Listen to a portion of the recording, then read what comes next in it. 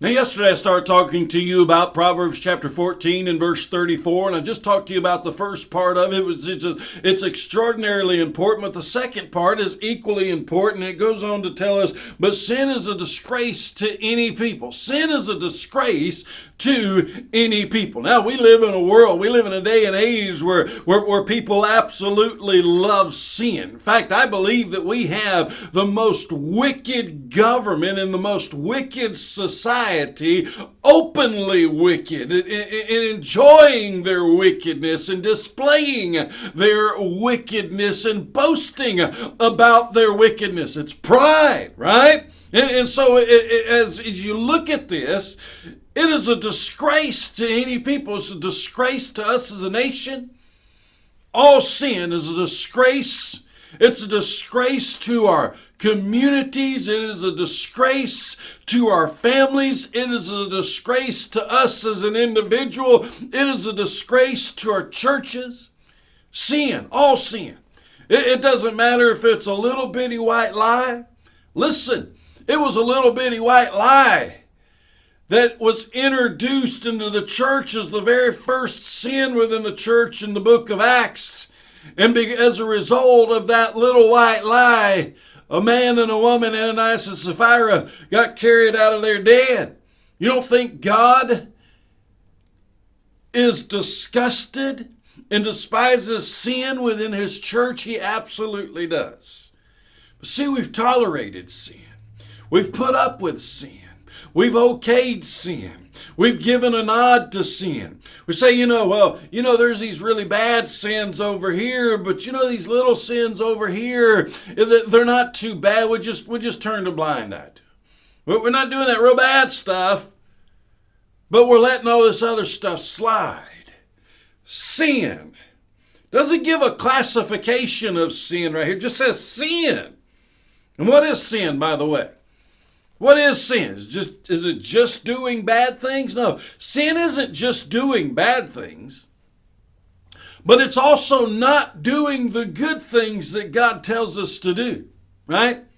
Like, go ye therefore in all the nations, making disciples of all the nations, baptizing them in the name of the Father and the Son and the Holy Spirit, teaching them all that I commanded you, right? Like, preach the gospel to all nations. And so not only are most Christians not even worried about all nations, they're not even worried about their next door neighbor that's dying and going to hell.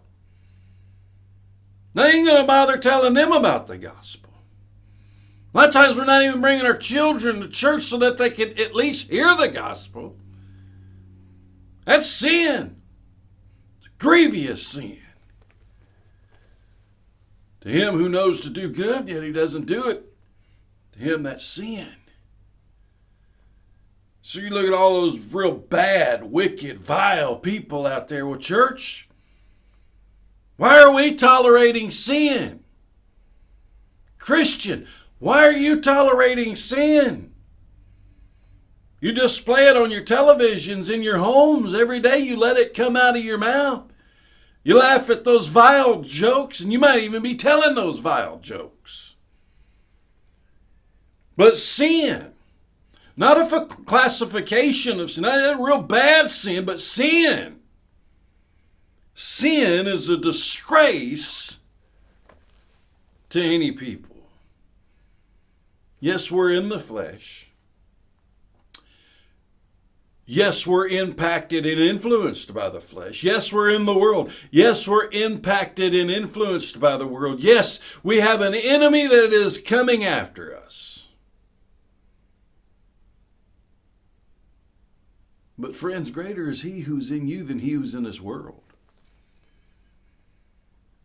So we need to not be drunk on wine. Friends, we need to be filled with the Spirit. And we need to be walking in the Spirit.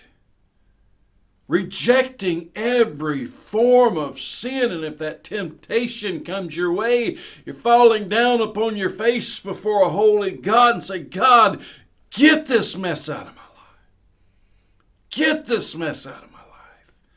Deliver me, set me free, put me on the paths of righteousness. to where I'll be honorable unto you.